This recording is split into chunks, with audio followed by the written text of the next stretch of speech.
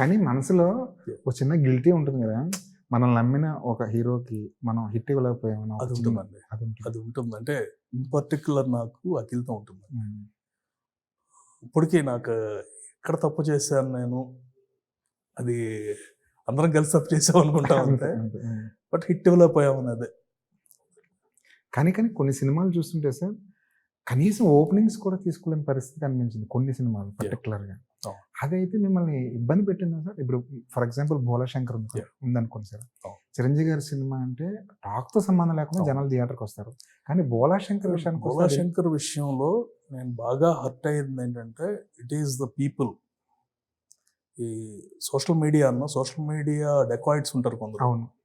ఈ డెకాయిట్లు ఏంటంటే టైం చూసి దెబ్బ కొట్టేసారు. ముందే మీమ్స్ తయారు చేసుకున్న తర్వాత తెలిసిందండి నాకు. ఉమ్. చేసినాడే చెప్పాడు. ఉమ్.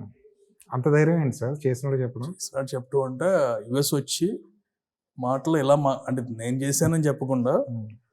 మాకు కూడా వచ్చింది, మేము కూడా పొలిటికల్ అండి అది. Okay, okay. It's not related to me, it's not related to industry or anything. Um. పొలిటికల్గా ఇచ్చేయాలని చెప్పేసి ఆ పార్టీ ఫీలింగ్ చూపించేస్తారు ఉమ్. అంతే. ఫైనల్గా వాటిలో హ్యాపన్ ఎవరి కర్మ వాళ్ళకి అంతే. అంతే.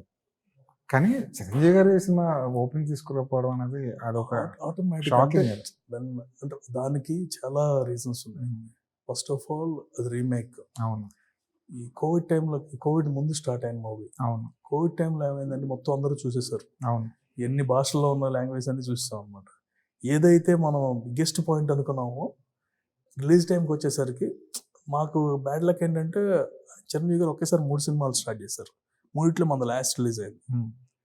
లాస్ట్ అయ్యేసరికి ఈలోపు సినిమా అందరూ చూస్తారు. అవును. ఆ ఇంపాక్ట్ ఒకటి ఉంది.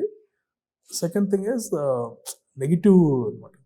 ముందే సినిమా రిలీజ్కి ముందే సినిమా ఫ్లాప్ అనేది బయట క్రియేట్ చేస్తారు. ఉమ్. సేమ్ టైం వీ హ్యాడ్ ఇక్కడ కేసు ఒకటి పడింది. సో నా గొడవలో నేను ఉన్నాను. మామూలుగా అయితే ఎవరన్నా మన మీద నెగిటివ్ చేస్తున్నారంటే మా బ్యాచ్ ఉండేవారు అవును. అనమాట. డిఫెండ్ చేసుకున్నారు కదా కనీసం. అసలు రివర్స్ కొట్టేస్తామండి. 5 నిమిషాలు మాకు సోషల్ మీడియా అంత కింగ్స్ అందరూ ఉన్నారు కదా, ఉమ్. అందరికి చెప్పి ఏదో గట్టిగా ఉన్నాడు ఉమ్. కొట్టేంటంటే ఆటోమేటిక్ ఇది అయిపోతుంది. ఉమ్. అయితే ఆ టైం ఎవ్రీథింగ్ కోయిన్సైడెడ్. ఉమ్.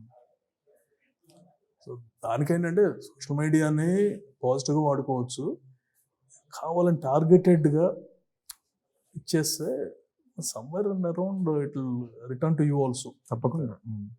ఒక బంతి కొట్టినట్టే కదా వెనక్కి తిరిగి వస్తుంది ఖచ్చితంగా. అయిపోయిందండి, వచ్చేసింది, జైల్లో ఉన్నారు, అంత మించి ఏం లేదు. అంతేలేండి. అరే కర్మ ఇప్పుడు కూడా ఇన్స్టెంట్ గా వచ్చేస్తుంది. Instant. ఇప్పుడు నేనేం చేయలేదు కదా, ఎవరిని ఓకే బాధపడ్డాం ఎందుకు, మనం ఏం చేయలేదు కదా, ఎందుకు మన మీదకి వస్తారని ఉమ్. వచ్చిన వాళ్ళు వాళ్ళ కర్మ వాళ్ళు వెళ్ళిపోతారు. ఉమ్.